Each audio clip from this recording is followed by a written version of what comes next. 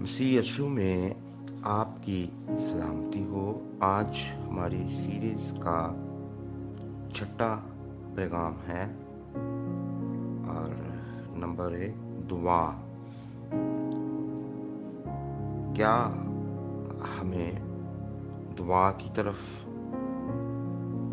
مائل ہونا چاہیے یا اس کی طرف مائل ہونا سیکھنا چاہیے؟ اگر ہم مقدس یعقوب رسول کا خط اور اس کا 5 باب اور 13 سے 17 آیت پڑھتے ہیں تو وہاں پر یوں مرقوم ہے: اگر تم میں کوئی مصیبت زدہ ہو تو دعا کرے، اگر تم میں کوئی بیمار ہو تو کلیسیا کے بزرگوں کو بلائے اور خداوند کے نام سے تیل مل کر اس کے لیے دعا کریں، پس تم آپس میں ایک دوسرے سے اپنے اپنے گناہوں کا اقرار کرو اور ایک دوسرے کے لیے دعا کرو تاکہ شفا پاؤ۔ راست باز کی دعا کے اثر سے بہت کچھ ہو سکتا ہے۔ یسوع مسیح نے ہمیں 3 طرح سے دعاؤں کے بارے میں بتایا ہے۔ اگر ہم متی 7:7 جس کے ذریعے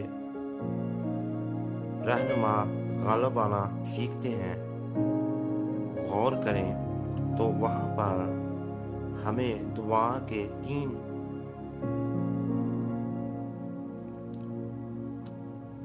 طریقے نظر آتے ہیں، یا ہمیں 3 طرح کی دعائیں ہم اس میں متی 7:7 میں دیکھتے ہیں، پڑھتے ہیں۔ الف، مانگنا، یہ ایمان کے ساتھ مانگنا ہے۔ اس سے مراد ہے کہ ایمان سے مانگیں، جس کی وجہ سے ہم خداوند کے جو ہمارے لیے وعدے ہیں ہم ان پر مضبوطی سے قائم رہ سکتے ہیں۔ بے، تلاش کرنا، ڈھونڈنا، یہ بڑی مخصوص دعا ہے اور اس کے ذریعہ سے ہم خداوند کی مرضی کو جان سکتے ہیں۔ جیم، کھٹکھٹاؤ، یہ سفارشی یا شفایتی دعا ہے اور اس دعا کے ذریعے ہم ان لوگوں تک پہنچ سکتے ہیں یا ان لوگوں کے لیے ہم دعا کر سکتے ہیں جو اپنے لیے دعا نہیں کر سکتے، کیونکہ ایسے لوگ موجود ہیں جو اپنے لیے دعا نہیں کر سکتے۔ تو ہم جب ان کے لیے دعا کریں گے تو یہ ان کی شفایتی دعا ہوگی، ان کی زندگیوں میں کام بھی ہوں گے اور وہ خود بھی دعا کرنا شروع کریں گے۔ نمبر 2، کیا خدا کے کلام کا طالب علم ہونا چاہیے؟ ہمیں خدا کے کلام کا شاگرد ہونا چاہیے۔ اگر آپ دوسرا تیموتھیوس 3 باب 16 سے 17 آیت کا مطالعہ کریں تو وہاں پر یوں لکھا ہے: ہر ایک صحیفہ جو خدا کے الہام سے ہے تعلیم اور الزام اور اصلاح اور راست بازی میں تربیت کرنے کے لیے فائدہ مند بھی ہے، تاکہ مرد خدا کامل بنے اور ہر ایک نیک کام کے لیے بالکل تیار ہو جائے۔ اپنے آپ کو خدا کے سامنے مقبول اور ایسے کام کرنے والے کی طرح پیش کرنے کی کوشش کر جس کو شرمندہ ہونا نہ پڑے اور جو حق کے کلام کو درستی سے کام میں لاتا ہو۔ دوسرا تموتھیوس 2:15۔ تو ہمیں غور کرنا چاہیے کہ ہمیں اس طرح سے کلام سے سیکھنا ہے کہ ہم کلام کو درستی کے ساتھ راستی سے کام میں لائیں۔ اور میرے عزیزوں، کچھ سے مدد مانگنی چاہیے اور خداوند کے کلام کے طالب علموں کو صحیفوں کو پرکھنا چاہیے تاکہ اسے سمجھ سکیں۔ الف، پہلی بار اس وقت کے لوگوں کے لیے اس کا مطلب کیا تھا؟ ہر وقت ہم کون سے عالمگیر اور قیمتی اصول سیکھ سکتے ہیں؟ جی، آج، کل یا ابھی ہمیں ان کے جواب میں کیا کرنا ہے؟ نمبر 4، کیا پیغام دنیا کے لوگوں کے لیے حیات بخش اور زندگی تبدیل کرنے والا ہو سکتا ہے؟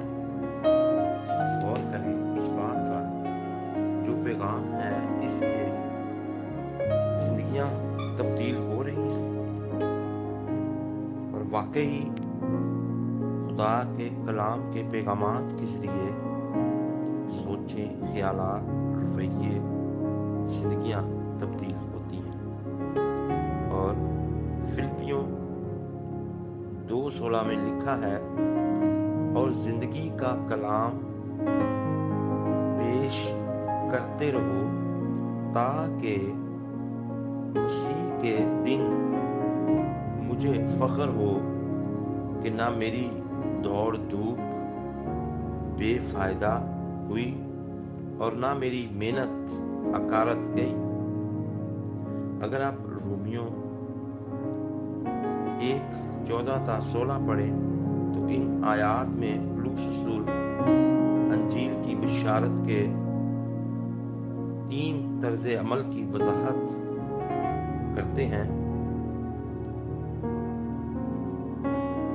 الف، میں قرض دار ہوں۔ آیت 14، میں یہ دنیا میں بانٹوں گا کیونکہ میں دنیا کا مقروض ہوں۔ کیا بانٹوں گا؟ خدا کا کلام۔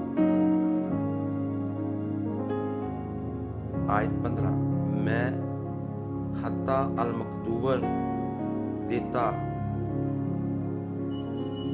رہوں گا یا حتی المقدور خدا کے کلام کے لیے تیار رہوں گا۔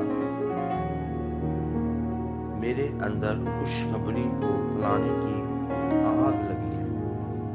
یہ رہنماؤں کے لیے بڑا ضروری ہے کہ خوشخبری کو پھیلانے کی ان کے اندر آگ ہونی چاہیے، کیونکہ آگ بڑی تیزی سے پھیلتی ہے۔ تھوڑے سے جنگل میں جب چھوٹی سی کسی چیز کو آگ لگائی جائے، پھیلتی وہ پورے جنگل میں آگ پھیل جاتی ہے۔ اسی طور پر ہمارے اندر یہ بشارت کو پھیلانے کی، خوشخبری کو پھیلانے کی آگ ہونی چاہیے۔ آیت 16، میں شرماتا نہیں،